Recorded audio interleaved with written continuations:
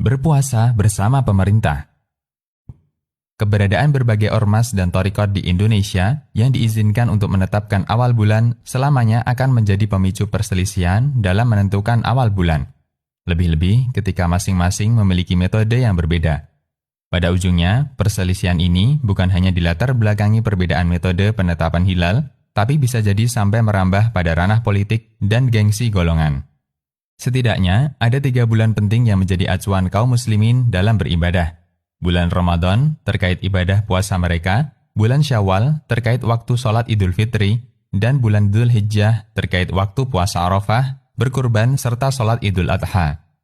Terlepas dari metode yang digunakan masing-masing ormas, hal terpenting yang perlu kita pertanyakan, siapakah yang berwenang dan memiliki otoritas untuk menetapkan awal bulan yang terkait dengan waktu ibadah bagi kaum muslimin? Barangkali ada yang menjawab, semua ini dikembalikan kepada ijtihad masing-masing ormas, sehingga masing-masing berhak untuk menetapkan awal bulan sesuai ijtihadnya. Jika demikian jawabannya, tidak bisa kita bayangkan, andaikan Mekah Madinah ada di Indonesia. Masyarakat muslim yang berhaji di Indonesia akan melakukan wukuf di Arafah pada hari yang berbeda-beda. Pertama yang wukuf, penganut thariqat An-Nadir, besoknya penganut thariqat Naqsabandiyah, disusul berikutnya anggota Ormas Muhammadiyah, di hari yang keempat pemerintah bersama NU, dan wukuf paling akhir NU Salafiyah. Sehingga mungkin satu hal yang patut kita syukuri, Allah tidak meletakkan situs perjalanan ibadah haji di Indonesia. Susah untuk dibayangkan bagaimana carut-marutnya umat jika wukufnya berbeda-beda. Untuk itu, satu hal penting yang patut kita pahami bahwa di sana ada ibadah yang hanya bisa dilakukan secara berjamaah, dilakukan bersama seluruh kaum muslimin. Semacam kapan puasa, kapan Idul Fitri, kapan Idul Adha, kapan wukuf di Arafah, dan beberapa ibadah lainnya. Sementara ibadah yang bersifat jamaah semacam ini tidak mungkin bisa disatukan kecuali melalui pemerintah. Karena satu ormas tentu saja tidak mungkin mampu melakukan demikian kecuali hanya untuk segelintir anggotanya. Di antara dalil yang membuktikan hal ini. Pertama, Allah menjadikan hilal sebagai acuan waktu ibadah bagi seluruh manusia. Allah Subhanahu wa Ta'ala berfirman, yang artinya, mereka bertanya kepadamu tentang hilal. Jawablah, hilal adalah mawaqit atau acuan waktu bagi manusia dan acuan ibadah haji. Quran Surat Al-Baqarah ayat 189. Karena itu, hilal disebut hilal sebab dia ustuhilla bainan nas, yaitu terkenal di tengah masyarakat. Syekhul Islam mengatakan, hilal adalah nama acuan waktu ketika dia terkenal. Karena Allah jadikan hilal sebagai acuan waktu bagi seluruh umat manusia dan untuk acuan haji. Dan semacam ini hanya bisa terjadi ketika dia dikenal masyarakat dan sangat masyhur. Majmu' Fatawa. Kedua, Nabi SAW memberikan acuan waktu puasa, Idul Fitri, dan Idul Adha berdasarkan kesepakatan masyarakat. Dari Abu Hurairah radhiyallahu anhu, Nabi SAW bersabda, hari berpuasa, yaitu tanggal 1 Ramadan, adalah hari pada hari di mana kalian semua berpuasa. Hari Fitri, yaitu tanggal 1 Syawal, adalah pada hari di mana kalian semua melakukan hari raya, dan hari Idul Adha adalah pada hari di mana kalian semua merayakan Idul Adha. Hadis riwayat Tirmidzi, Ad-Darqutni, dan disahihkan Al-Albani. Apa makna hadis? Setelah menyebutkan hadis ini, At-Tirmidzi mengatakan, sebagian ulama menjelaskan hadis ini, di mana beliau mengatakan, makna hadis ini bahwa puasa dan hari raya dilakukan bersama jamaah, kaum muslimin dan seluruh masyarakat. Sunan At-Tirmidzi. Dan Anda tentu sepakat, semacam ini tidak mungkin bisa dilakukan kecuali pemerintah. Ketiga, inilah yang menjadi prinsip kaum muslimin sejak masa silam.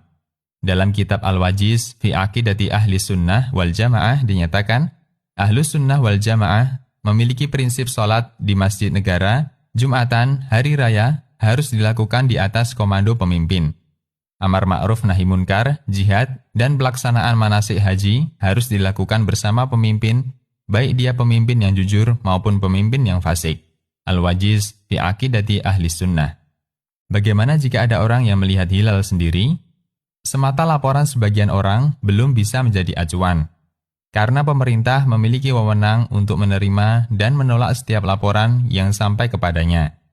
Lalu jika laporannya ditolak, apa yang harus dia lakukan? Syekhul Islam ketika ditanya tentang kasus orang yang melihat hilal sendiri, benar-benar melihat bukan sebatas prediksi hisab, sementara laporan dan persaksiannya ditolak pemerintah, apakah dia wajib berpuasa sendiri? Beliau mengatakan, apabila seseorang melihat hilal Ramadan sendirian atau melihat hilal Syawal sendirian, apakah dia wajib berpuasa atau berbuka karena telah melihat hilal? Ataukah dia berpuasa sendiri, namun tidak boleh berhari raya kecuali bersama masyarakat? Dalam hal ini ada 3 pendapat, dan semuanya merupakan 3 keterangan yang berbeda yang pernah disampaikan Imam Ahmad. Pertama, dia wajib puasa dan berbuka, yaitu tidak puasa di tanggal 1 Syawal dengan diam-diam. Ini adalah madhab Imam Asy-Syafi'i. Kedua, dia wajib berpuasa diam-diam, namun dia tidak boleh berbuka, yaitu tidak puasa di tanggal 1 Syawal kecuali bersama masyarakat. Dan ini adalah pendapat yang masyhur dalam madhab Imam Ahmad, Imam Malik, dan Abu Hanifah. Ketiga, dia hanya boleh berpuasa dan berhari raya bersama masyarakat. Dan ini adalah pendapat paling kuat. Majmu' Fatawa. Dari keterangan beliau, satu kesimpulan yang bisa kita katakan sebagai kesepakatan ulama, bahwa mereka menghormati keputusan pemerintah untuk menentukan awal bulan. Sehingga meskipun ada orang yang sudah melihat hilal Ramadan pun, dia hanya boleh puasa diam-diam. Selanjutnya, lebih jauh Syekhul Islam menegaskan, tidak bisa disebut tanggal 1 jika itu hanya kesepakatan segelintir orang. Beliau mengatakan, syarat disebut hilal dan bisa ditetapkan awal bulan atau syahrun karena dia masyhur dan dikenal oleh masyarakat.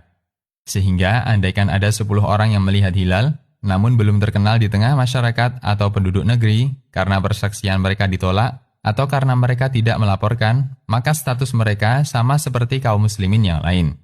Sehingga, sebagaimana dia tidak boleh wukuf, berkurban, sholat id, kecuali bersama kaum muslimin, demikian pula mereka juga tidak boleh puasa, kecuali bersama kaum muslimin.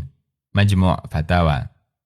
Lebih dari itu, kita punya kaidah terkait perselisihan yang menyangkut kepentingan kaum muslimin.